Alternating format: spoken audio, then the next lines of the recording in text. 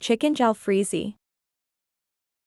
First you need chicken boneless, 200 grams, and boil in stock of coriander seeds, salt and water. Add olive oil in pan. Add chopped the onions to in it, saute them.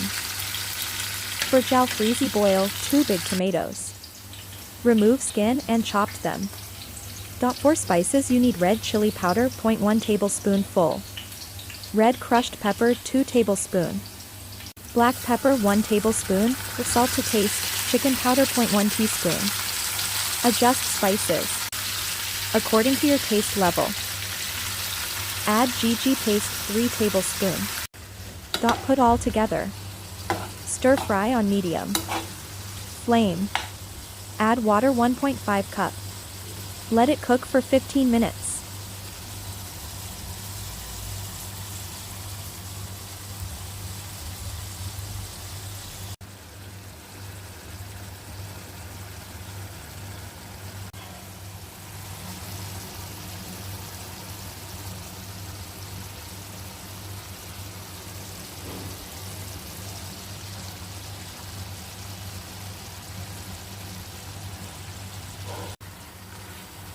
When water dries, cook it until it makes smooth gravy.